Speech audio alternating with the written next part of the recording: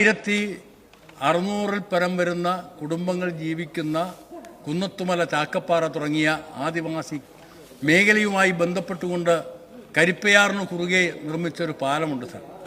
പതിറ്റാണ്ടുകളായി ആദിവാസി മേഖലയിലെ ജനങ്ങളുടെ ഉള്ളിലുണ്ടായിരുന്ന ആഗ്രഹമാണ് സാർ നിവർത്തിച്ചത്. അതിൻ്റെ ഉദ്ഘാടനത്തിന് ഞാൻ വിളിക്കാം. ഒന്നും നടക്കുന്നില്ലല്ലേ പറയുന്നത്? ഒന്നും നടക്കുന്നില്ല എന്നല്ലേ. നാട്ടിൽ റോഡുകളായാലും വിദ്യാഭ്യാസ സ്ഥാപനങ്ങളായാലും ആരോഗ്യ സ്ഥാപനങ്ങളായാലും എത്രമാത്രമാണ് മെച്ചപ്പെട്ടത്. കേരളത്തിൽ ഒരു നവകേരളം രൂപപ്പെടുത്തുന്നതിനെ സംബന്ധിച്ച് ആലോചിച്ചപ്പോൾ മുഖ്യമന്ത്രി പറഞ്ഞൊരു കാര്യം ഓർമ്മിക്കുന്നുണ്ട്. കേരളത്തിൽ നാളിതുവരെ നേടിയ നേട്ടങ്ങളെ നിലനിർത്തിക്കൊണ്ട് പുതിയ നേട്ടങ്ങൾ കൈവരിക്കാൻ, പുതിയ മേഖലയിലേക്ക് ജനങ്ങളുടെ ജീവിതത്തെ പുഷ്ടിപ്പെടുത്താൻ, സന്തോഷകരമായൊരു ജീവിതം നയിക്കാൻ കഴിയുന്ന ഒരു സമൂഹത്തെക്കുറിച്ചാണ് ആധുനിക കേരളം സ്വപ്നം കാണുന്നത്, ആഗ്രഹിക്കുന്നത്. അതിലേക്ക് എത്തുക എന്നുള്ളതാണ്.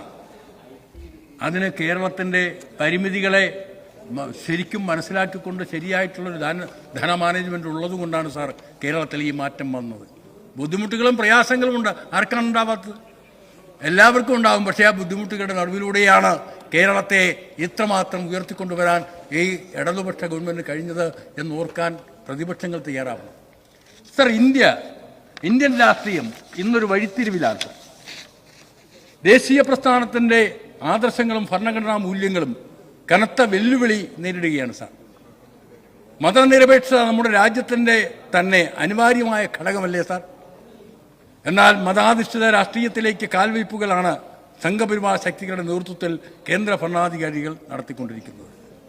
രാജ്യം നേരിടുന്ന ഈ ആപത്ത് മുൻകൂട്ടി കാണുവാനും ആശയതലത്തിലും തെരഞ്ഞെടുപ്പുകളിലും നിയമവേദികളിലും മതനിരപേക്ഷത നേരിടുന്ന വെല്ലുവിളികളെ ചെറുത്തു നിൽക്കാനും ഇടതുപക്ഷം എപ്പോഴും മുൻനിരയിൽ നിന്നിട്ടുണ്ട് സാർ. പറയില്ലല്ലോ സാർ. ഏറ്റവും മുന്നിലാണ് സാർ ഇന്നും നിൽക്കുന്നത്, എപ്പോഴും നിലനിന്നിട്ടുള്ളത്. ഡൽഹിയിൽ ബുൾഡോസറുകൾ ഉരുണ്ടപ്പോൾ അവയെ തെരുവിൽ പ്രതിരോധിക്കാൻ മുന്നോട്ട് വന്നത് ഇടതുപക്ഷമായിരുന്നു സാർ. പൗരത്വത്തിന് മതാടിസ്ഥാനം നൽകാനുള്ള നീക്കമുണ്ടായപ്പോൾ എല്ലാവരെയും കൂട്ടിയോജിപ്പിച്ചുകൊണ്ട് സംസ്ഥാനത്തിനകത്തും പുറത്തും ജനകീയ പ്രതിരോധം സംഘടിപ്പിക്കാനും സുപ്രീം കോടതിയിൽ നിയമപോരാട്ടം നടത്താനും മുൻപന്തിയിൽ നിന്നത് ഇടതുപക്ഷമാണ് സാർ. കേന്ദ്ര സർക്കാരിനെ മുട്ടുകുത്തിച്ച കർഷക സമരത്തിലും ഇടതുപക്ഷത്തിൻ്റെ നിറസാന്നിധ്യമുണ്ടായിരുന്നു സാർ. ജമ്മു കാശ്മീരിന്റെ സംസ്ഥാന പദവി വീണ്ടെടുക്കാനുള്ള നിയമയുദ്ധത്തിലും നേതൃത്വപരമായ പങ്കുവഹിച്ചത് ഇടതുപക്ഷമാണ് സാർ. ഇലക്ട്രൽ ബോണ്ട് വഴി നമ്മുടെ രാഷ്ട്രീയ പ്രസ്ഥാനങ്ങളെ അഴിമതിയിൽ കുളിപ്പിക്കുന്നതിന് വേണ്ടി കോർപ്പറേറ്റ് ശക്തികൾ നടത്തിയ ഇടപെടൽ നമുക്ക് ഓർമ്മയുണ്ട് സാർ. ആ കാര്യത്തിൽ സുപ്രീം കോടതിയിൽ വിജയകരമായ നിയമപോരാട്ടം നടത്തിയത് ഇടതുപക്ഷമാണ് സാർ. ഇതെല്ലാം കേരളത്തിലെ ജനങ്ങൾ കണ്ടുകൊണ്ടിരിക്കുകയല്ലേ. ഇതിനെല്ലാം പോരാട്ടം. പലരും ചോദിക്കുന്നുണ്ട്, നിങ്ങൾക്ക് എത്ര ശക്തിയുണ്ട് സാർ? ഇടതുപക്ഷ ചിന്തകൾ സീറ്റിൻ്റെ അടിസ്ഥാനത്തിൽ പങ്കുവയ്ക്കേണ്ടതല്ല സാർ. ആശയങ്ങൾ എത്ര സീറ്റുണ്ട്, ആ സീറ്റല്ലേ ഇടതുപക്ഷത്തിനുള്ളൂ എന്ന് കരുതുന്നവരുണ്ട് സാർ. അത് വെറുതെയാണ് സാർ. നിങ്ങളിൽ ഇടതുപക്ഷ മനസ്സുള്ളവരില്ലേ? വലതുപക്ഷത്തിന്റെ ഭൂരിപക്ഷ മനസ്സുള്ളവരുണ്ട്. ഇടതുപക്ഷത്തിന്റെ മനസ്സുള്ളവർ കോൺഗ്രസ് പാർട്ടിയിലില്ലേ? അങ്ങനെ ഇടതുപക്ഷ മനസ്സ് എന്ന് പറയുന്നത് CPM-ന്റെയും ഇടതുപക്ഷ പാർട്ടികളുടെയും ഭാഗമായി മാത്രം നിൽക്കുന്നതല്ല, ഈ സമൂഹത്തിന്റെ ആകെ ജനങ്ങളുടെ ഇടയിലേക്ക് വ്യാപിപ്പിച്ചൊരു ആശയമാണ് സാർ. ജനങ്ങൾക്ക് വേണ്ടി, സാധാരണക്കാരന് വേണ്ടി നിലകൊള്ളുന്ന ഒരു പ്രസ്ഥാനം അവർ ഉയർത്തുന്ന ആശയമാണ് സാർ ഇടതുപക്ഷ ആശയം. ആശയം സർവ്വവ്യാപിയാണ്. സർവ്വവ്യാപിയായിട്ടുള്ള ആശയം എത്ര സീറ്റ് കിട്ടുന്നില്ല. എത്ര സീറ്റ് ഇപ്പോൾ ശ്രീലങ്കയിൽ നമ്മൾ കണ്ടില്ലേ?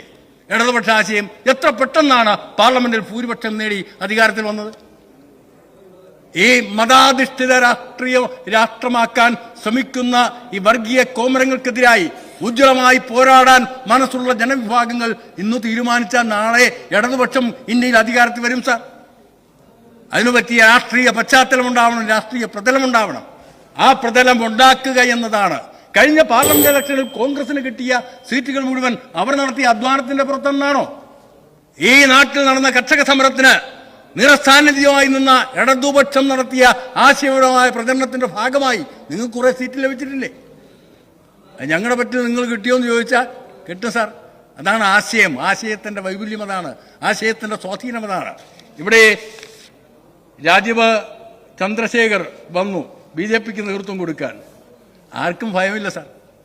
ആർക്കാണ് ഭയം? ഒരു കോർപ്പറേറ്റ് പണമുണ്ടാക്കിയ ഒരു വ്യവസായ പ്രമുഖൻ കഴിഞ്ഞ 10-15 വർഷമായി BJPയുടെ കൂടെ ചേർന്ന് നിന്നുകൊണ്ട് സ്ഥാനം പിടിച്ച ആൾ കഴിഞ്ഞ പാർലമെന്റ് തെരഞ്ഞെടുപ്പിൽ ഇവിടെ തിരുവനന്തപുരം പാർലമെന്റ്